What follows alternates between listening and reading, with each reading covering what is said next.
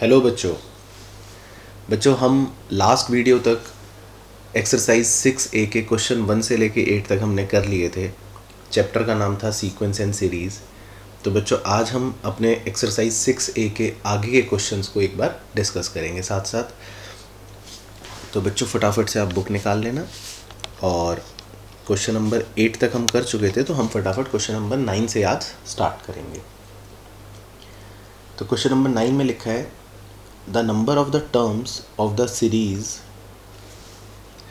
10 plus 9 2 by 3 plus 9 1 by 3 plus 9 dash dash dash will amount to 155।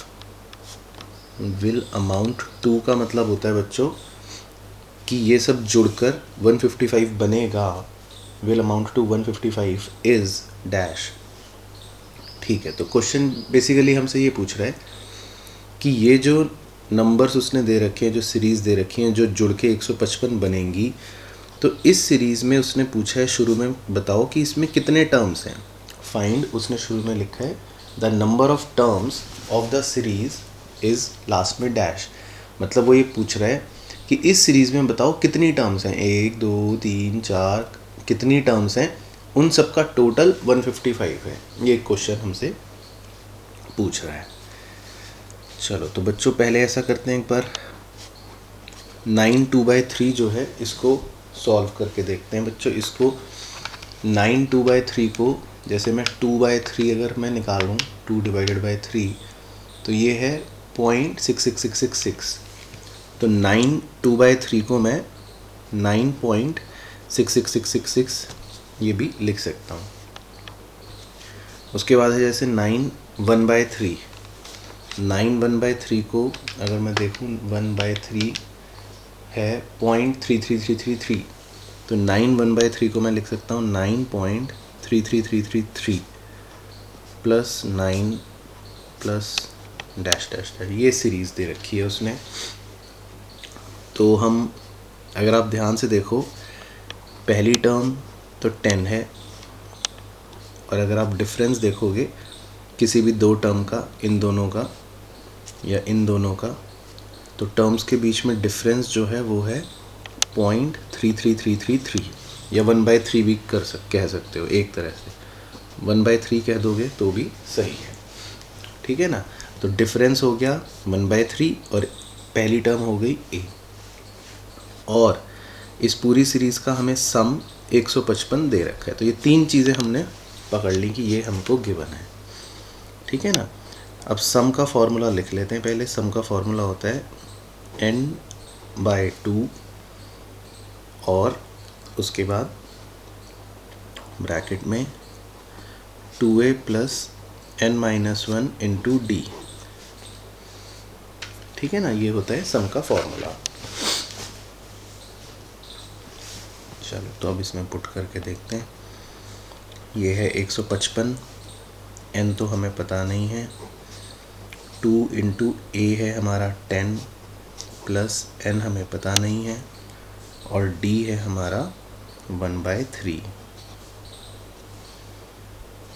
अच्छा d जो है वो -1/3 है। ओके हाँ, डिफरेंस ये माइनस ये या ये माइनस ये या ये माइनस ये, हाँ वो नेगेटिव -1/3, नेगेटिव माइनस वाला 1/3।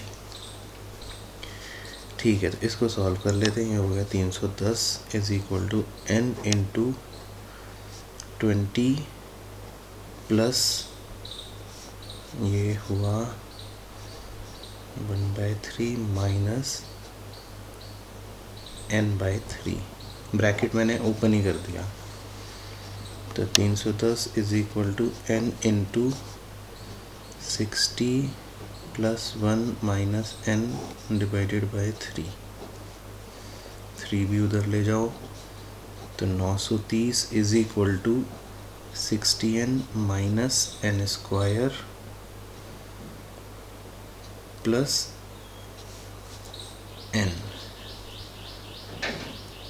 तो फिर ये क्या बन जाएगा, n स्क्वायर इधर ले आए, 60 n और n बन के हो गया 61n, तो minus 61n plus 930 is equals to 0, ये बन गया। तो याद है बचपन में बच्चों आप क्वाड्रेटिक इक्वेशंस बनाया करते थे जब छोटे मासूम होते थे, तो अब इसके क्वाड्रेटिक इक्वेशन बनाने के लिए हम कुछ फैक्टर कर लेते हैं। यहाँ पे कर लेता हूँ, ठीक है, यहाँ तक पहुँच गए थे। तो 61n को मैं ऐसा करता हूँ, 31n और 30n करके लिख लेता हूँ, ठीक है ना। तो -61 है तो उसको -31 -30 करके ब्रेक कर लिया, ठीक है ना। याद है बचपन में ऐसे ही करते थे ताकि कुछ ऐसे फैक्टर बन जाएं जिनसे क्वाड्रेटिक इक्वेशन सॉल्व हो जाए। तो बस अब इसमें क्या करें, n² 30 को पहले ले लेते हैं चलो, और 31n को उधर की तरफ कर लेते हैं। तो n कॉमन ले लिया तो ये बच गया n-30, और इसमें -31 कॉमन ले लेंगे तो ये भी बच गया n-30। फिर n-30 एक फैक्टर बन गया और n-31 भी दूसरा फैक्टर बन गया। तो बस फिर बचपन में याद ही होगा आपको, तो n इज इक्वल टू एक वैल्यू हो गई 30 एंड एक वैल्यू हो गई 31। तो 9th का जो आंसर होगा वो एक वैल्यू होगी 30 और एक वैल्यू होगी 31। तो इसने ऑप्शन कौन कौन दे रखे हैं 9th का, ए भी दे रखा है 30 और बी भी दे रखा है 31। तो 9th का आंसर वैसे टेक्निकली ए भी है एंड बी भी है, क्योंकि दोनों वैल्यूज आ रही हैं एन की, ठीक है ना बच्चों। तो 9th में दोनों वैल्यूज इसकी आ जाएंगी। चलो ठीक है, तो आई होप समझ आ गया हो आपको। इसके बाद एक और क्वेश्चन करते हैं नेक्स्ट, क्वेश्चन नंबर 10। तो क्वेश्चन नंबर 10 में क्या कह रहा है, क्वेश्चन नंबर 10 करके देखते हैं। इसमें कह रहा है the nth term of the series whose sum to the n terms is 5n² plus 2n। कह रहा है कि एक सीरीज़ है जिसका सम है 5n² प्लस 2n, तो उस सीरीज़ की आपको nth टर्म निकालनी है, the nth term of the series. nth term पूछ रहा है आपसे, ठीक है ना, मतलब ये पूछ रहा है कि ये बताओ क्या होगी nth टर्म। तो जैसे हम एक काम करते हैं, n की जगह पहले 1 पुट करते हैं। तो n की जगह जब आप 1 पुट करोगे तो आपका क्या आंसर निकलेगा, सम अप टू 1 सीरीज हो जाएगा 7। फिर n की जगह 2 पुट करते हैं। तो n की जगह जब आप 2 पुट करोगे बच्चों तो सम अप टू 2 टर्म्स हो जाएगा 24। तो यानी पहली टर्म तो 7 है, चलो ये तो पता चल गया। और पहली और दूसरी टर्म जब जुड़ती है तो पहली और दूसरी टर्म तक जुड़कर जोड़ उसका 24 आता है। मतलब मान लो पहली टर्म x है, वो तो हमें पता चल गई कि ये 7 होगी। अब दूसरी टर्म मान लो y है, तो हमें ये पता चल गया कि इन दोनों को जोड़कर इन दोनों का सम जो है, दो टर्म्स का सम 24 है। तो इसका मतलब दूसरी टर्म क्या होगी ये निकाल सकते हैं ना। तो सेकंड टर्म कैसे निकालेंगे हम, टर्म 2 कैसे निकालेंगे, s2 माइनस s1, यानी सेकंड टर्म जो होगी वो इसका मतलब 17 होगी, है ना। ये पता चल गया ऐसे, क्योंकि भाई तभी तो दोनों का सम जुड़कर 24 बन रहा है ना। तो इसका मतलब सेकंड टर्म जो है वो हमारी क्या होगी, 17 होगी। तो अब उसने क्या पूछा था, अब उसने हमें ऑप्शन दे रखे हैं कि nth टर्म जो है उसने 3 ऑप्शन दे रखे हैं बच्चों। तो एक काम करते हैं, तीनों ऑप्शन में चेक करके देखते हैं, जिसमें भी पहली टर्म 7 और दूसरी टर्म 17 फिट हो जाएगी, इसका मतलब वो ऑप्शन सही होगा, ठीक है ना। तो पहले चेक करते हैं, ए ऑप्शन चेक करते हैं। ए ऑप्शन में उसने दे रखा है 3n माइनस 10। तो जब आप इसमें n1 पुट करोगे तो n1 पुट करोगे तो पहली टर्म -7 आ रही है, तो इसका मतलब ऑप्शन ए तो गलत हो गया, क्योंकि हमारी पहली टर्म आनी चाहिए 7 आनी चाहिए, हमारी पहली टर्म 7 आनी चाहिए और दूसरी टर्म 17 आनी चाहिए। तो जिस ऑप्शन में पहली टर्म 7 और दूसरी टर्म 17 आएगी वो ठीक ऑप्शन होगा, तो ए ऑप्शन तो गलत हो गया। बी ऑप्शन उसने दे रखा है 10n-2, तो 1 पुट करोगे तो ये भी 8 आ गया, तो ये भी गलत हो गया, तो बी ऑप्शन भी गलत हो गया। सी ऑप्शन उसने दे रखा है 10n-3, तो n की जगह 1 पुट करो तो 7 आ गया, ठीक है, पहला तो सही हुआ अभी तक। n की जगह 2 पुट करो तो 2 20 3 17, ओ गॉड। तो इसका मतलब पहली टर्म भी 7 आ गई, दूसरी टर्म भी 17 आ गई, और ये आनी भी चाहिए हमारी। तो इसका मतलब nth टर्म जो ये दे रखी है ऑप्शन, ये ऑप्शन सही दे रखा है। तो इसका मतलब इस क्वेश्चन का आंसर हमारा हो गया ऑप्शन सी। तो option C is the correct answer. ठीक है ना बच्चों, तो समझ आ रहा है ना पॉइंट? हाँ सर समझ आ रहा है। चलो वेरी वेरी गुड, आगे बढ़ते हैं, अगला क्वेश्चन करते हैं। अब करते हैं क्वेश्चन नंबर नेक्स्ट 11। तो क्वेश्चन नंबर 11 में क्या लिखा है?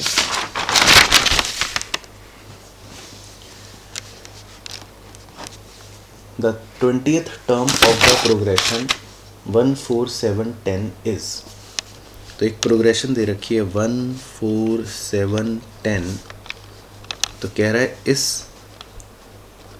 उस सीरीज़ का 20th टर्म क्या होगा। चलो तो ये तो बहुत आसान है, टर्म 20 निकालना है आपको। तो a plus n-1 into D, a मतलब पहली टर्म तो 1 है, n 20 है, और d मतलब कॉमन डिफरेंस 4 - 1 या 7 - 4 मतलब 3 है। बस तो इसे सॉल्व कर लो, तो ये आ गया 57, तो 1 + 57 इज इक्वल टू 58। तो इसका मतलब आंसर हो गया ऑप्शन नंबर ए। ठीक है सर। इसके बाद 12 में दे रखा है the last term of the series 5 7 9 up to 21 terms is. ठीक है, तो ये भी सिंपल ही लग रहा है 12, तो ये आप होमवर्क में खुद कर लो। ठीक है ना, इसमें सीधा फॉर्मूला लगाना है, लास्ट टर्म पूछ रहे हैं और एक सीरीज़ दे रखी है, मतलब मैं समझा देता हूँ, 5 7 9 ऐसे बढ़ती रहेगी सीरीज़, और इसमें टोटल 21 टर्म्स हैं। इसमें टोटल क्या है, 21 टर्म्स हैं। तो आपको लास्ट टर्म निकालनी है। लास्ट टर्म मतलब आपको एक तरह से टेक्निकली T21 निकालना है, 21 फर्स्ट टर्म निकालनी है। ठीक है, 13 करते हैं। 13 में लिखा है the last term of the AP 0.6 1.2 1.8 to 13 terms. इसमें कह रहा है 13 टर्म्स हैं टोटल इस सीरीज़ में, और उसकी लास्ट टर्म निकालनी है, मतलब T13 निकालना है। चलो तो ये निकाल लेता हूँ, एक मैं भी आसान क्वेश्चन कर लेता हूँ आपके लिए। तो T13 जो है, मतलब उसका फॉर्मूला होगा a plus n-1 into D. a मतलब पहली टर्म 0.6, n-1 मतलब 13 - 1, और इंटू डी, डी मतलब इनका डिफरेंस किसी भी दो टर्म का, वो है 0.6।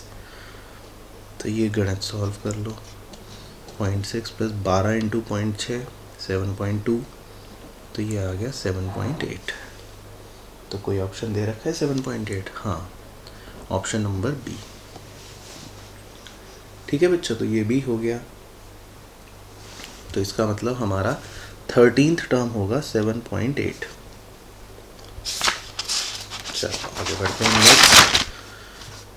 नेक्स्ट है question number 14th। The sum of the series 9 5 1 up to 100 terms is. तो एक सीरीज़ है 9 5, 1 करते करते करते इसमें टोटल 100 टर्म्स तक पहुंचना है। तो वो कह रहा है इसका सम बताओ, ठीक है ना। तो सम हमें बताना है 100 टर्म्स का। तो सम का फॉर्मूला वही n/2 into 2a plus n-1 into D. तो n मतलब कितने टर्म्स हैं, 100 टर्म्स हैं, अपॉन 2 इंटू ए है पहली term 9 plus n-1 into D मतलब है डिफरेंस किन्हीं भी दो टर्म्स का, वो -4 है। तो ये सॉल्व कर लेते हैं। 50 इंटू 18 प्लस 99 इंटू -4। तो इस पूरे को सॉल्व करो एक बार। तो 99 इंटू -4 396। तो 396 मतलब 378 -378। तो -378 इंटू 50। तो ये मेरे हिसाब से तो आ गया 18,900। तो क्या ऑप्शन दे रखा है कोई ऐसा, -18,900? हाँ दे रखा है, ऑप्शन नंबर ए। तो इसका मतलब आंसर हो जाएगा बच्चों ऑप्शन नंबर ए। चलो नेक्स्ट क्वेश्चन फटाफट। Question number 15। क्वेश्चन नंबर 15 है the two arithmetic means between -6 and 14 is. अच्छा, तो क्वेश्चन कह रहा है -6 और 14 के बीच में जो दो अर्थमेटिक मीन्स हैं वो क्या हैं। तो आप ऐसा समझ लो कि आपको एक प्रकार से ये एक सीरीज सी दे दी जिसमें पहली टर्म है -6, दूसरी पता नहीं, तीसरी पता नहीं, चौथी है 14। तो उसने ये दे रखी है एक तरह से बात, कह रहा है कि भाई इस सीरीज़ के बीच के ये दो बताओ। तो ये क्वेश्चन देने का ये मतलब है कि the two arithmetic means between -6 and 14, ठीक है ना। मतलब वो कह रहा है कि -6 और 14 के ये बीच के आइटम्स बताओ, ठीक है ना। तो कैसे करेंगे बच्चों जी हम,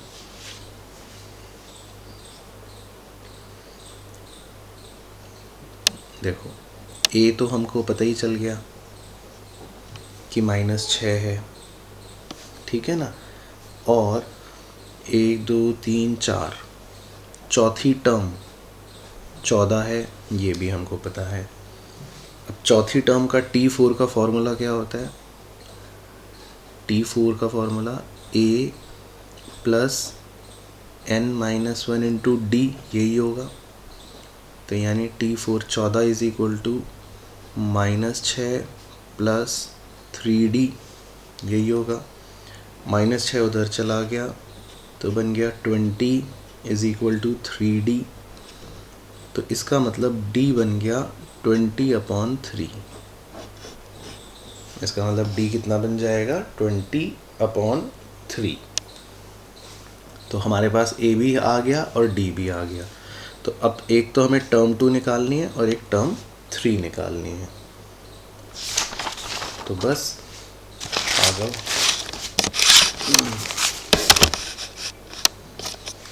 तो a आ गया -6, d आ गया 20/3।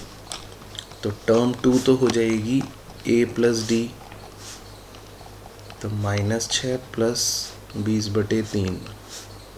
तो ये तो सॉल्व करके कितना आ जाएगा जी, -18 प्लस 20 2/3। और दूसरा निकालना है T3, वो हो जाएगा a प्लस 2d। तो a है -6 प्लस 2 इंटू 20/3। तो ये सॉल्व करके कितना आ जाएगा, -18 प्लस 40 यानी कि 22/3। 22/3। तो 22/3 को आप कैसे भी डिनोट कर सकते हो 7 1/3। तो इसका मतलब T2 है ये और T3 है ये। तो ये कौन से ऑप्शन में दे रखा है हमको? Option number B. तो इसका आंसर हो जाएगा बच्चों ऑप्शन नंबर बी। ठीक है, तो ये थी कहानी। इसके बाद नेक्स्ट है क्वेश्चन नंबर 16। तो एक ये भी करके देख लेते हैं आप बच्चों के लिए। तो क्वेश्चन नंबर 16 में कह रहा है the sum of 3 integers in AP is 15। कह रहा है 3 इंटीजर्स जो हैं AP में उनका सम 15 है एंड देयर प्रोडक्ट इज 80। ठीक है, जो तो 3 टर्म्स जो होंगी AP में वो कह रहा है उन्हें जोड़ोगे तो 15 आएगा और उन 3 टर्म्स को मल्टीप्लाई अगर करोगे तो 80 आएगा and their product is 80। The integers are, कह रहा है बताओ इंटीजर्स क्या हैं, कौन से हैं। तो ये हम ऑप्शन से ही चेक कर लेंगे, क्यों दिमाग लगाना। अब ऑप्शन ए देखो दे रखा है 2, 8 और 5। तो 2 के बाद 8 आ गया यानी 6 का गैप, 8 के बाद 5 आ गया यानी -3। तो ये तो AP ही नहीं है, ये तो अरिथमेटिक प्रोग्रेशन ही नहीं है। तो इसीलिए इसके बारे में तो चर्चा ही नहीं करनी, ये तो ऑप्शन ही गलत हो गया। उसके बाद बी ऑप्शन में क्या दे रखा है 8, 2, 5, ये भी AP नहीं है, तो ये भी ऑप्शन ही गलत हो गया। सी ऑप्शन में दे रखा है 2, 5, 8, तो ये AP तो है। 2 के बाद 5, 5 के बाद 8, 3 का गैप चल रहा है। तो अब एक बार दोनों कंडीशन लगा के देखते हैं। 2 और 5 और 8 जोड़ो, कितना हो गया 7 और 8 15। ठीक है, जोड़ तो सही आ रहा है।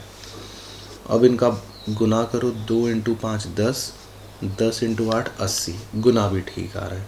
तो इसका मतलब ऑप्शन सी जो है वो बिल्कुल करेक्ट दे रखा है जो क्वेश्चन पूछ रहा है उसके तहत। ठीक है ना बच्चों, एक और कर लेते हैं फटाफट। Question number 17।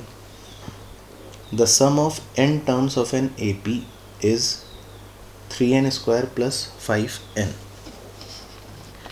करेक्ट सम जो है n टर्म्स का मतलब SN वो है 3n² + 5n। तो कह रहे हैं सीरीज़ क्या है। ठीक है, तो पहले n की जगह 1 पुट कर देते हैं। तो n की जगह 1 पुट कर दिया तो आ गया 8। तो इसका मतलब पहली टर्म तो 8 होगी। फिर n की जगह 2 पुट कर देते हैं। n की जगह 2 पुट कर दिया तो ये आ जाएगा 4 × 3 12, 12 + 10 22। तो इसका मतलब सेकेंड टर्म क्या होगी बच्चों, इसका मतलब सेकेंड टर्म होगी 14। अभी करा था ना पिछले क्वेश्चन में भी, क्योंकि वो ये कह रहा है S2 मतलब कि 2 टर्म्स का जब हम पहली 2 टर्म्स जोड़ेंगे तो वो 22 आएंगे, और अगर पहली टर्म उसमें 8 है तो दूसरी कितनी होगी, ताकि दोनों जुड़ के 22 आएँ। तो पहली 8 होगी तो दूसरी 14 होगी। ठीक है ना। और इसी तरह मान लो S3, n की जगह 3 भी पुट कर दो। तो n की जगह 3 पुट करोगे तो n की जगह 3 पुट करके आएगा 3 3 3, तो 27 हो गया + 15 42 हो गया। तो पहली 3 टर्म्स का कह रहा है जोड़ 15 है, 42 है पहली 3 टर्म का। तो पहली टर्म 8 है, दूसरी टर्म 14 है, तो तीसरी टर्म इसका मतलब क्या होगी भाई। अगर वो कह रहा है 3 टर्म्स जोड़ के 42 आ रही हैं, पहली हो गई 8, दूसरी हो गई 14, ठीक है, तो दोनों जुड़ के 22 तो ये दोनों हो गए थे, तो तीसरी क्या होगी, है ना। तो तीसरी टर्म इसका मतलब होगी 42 - 22। तो 42 - 22 मतलब कितना हो गया 20। तो बस अब तो शक्ल से ही समझ में आ गई कि सीरीज़ क्या है 8, फिर उसके बाद 14, फिर उसके बाद 20, तो ऑब्वियसली उसके बाद फिर 26 ही होगी। 6 का गैप होगा क्योंकि AP सीरीज़ है ना। तो 8, 14, 20, 26 कोई ऑप्शन दे रखा है? हाँ सर दे रखा है, दिख गया हमें, ऑप्शन ए दे रखा है। ठीक है, तो ऑप्शन ए जो है वो है हमारी अर्थमेटिक प्रोग्रेशन सीरीज AP। ठीक है, एक और कर लेते हैं बच्चों, क्वेश्चन नंबर 18। तो क्वेश्चन नंबर 18 में कह रहा है the number of numbers between 74 and 2556 divisible by 5। ठीक है, तो कह रहा है कि 74 और 2556 के बीच में, बिटवीन का मतलब है कि ये नंबर के बाद से और ये नंबर के पहले से, उसके बीच में जितने भी नंबर हैं, डिविजिबल बाय 5, जो 5 से डिविजिबल हैं, डिविजिबल बाय 5, वो निकालना है। चलो बहुत बढ़िया, समझ गए क्वेश्चन कि 74 के बाद से और 25556 से पहले। तो जैसे मतलब ये बता देता हूँ, 74 के बाद सबसे पहला नंबर कौन सा होगा जो 5 से डिविजिबल होगा, वो होगा 75, है ना। उसके बाद 5 से डिविजिबल कौन सा होगा, 80 होगा।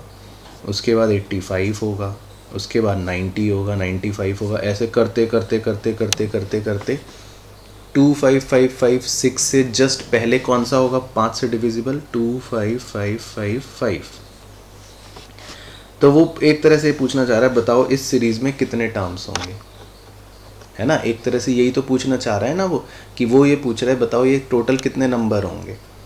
तो मतलब आपके पास ए भी है इस सीरीज़ का, आपके पास इसमें लास्ट टर्म भी है, एल भी है, वैसे तो आपके पास इसमें डी भी है 5।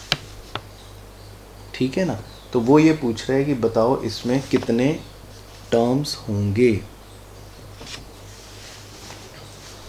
चलो तो मैं इसका आपको सीधा फॉर्मूला दे दूं क्या, या फिर पहले आपको दूं मौका सॉल्व करने का? सर हम खुद करना चाह रहे हैं।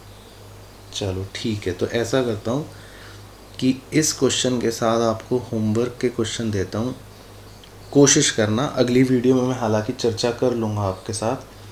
तो 18 से लेकर 25 आप होमवर्क में कोशिश करेंगे, बाकी मैं चर्चा अवश्य करूँगा बच्चों अगली वीडियो में। तो देखते हैं कि आप खुद से कर पाए या मेरी वीडियो की आपको आवश्यकता पड़े।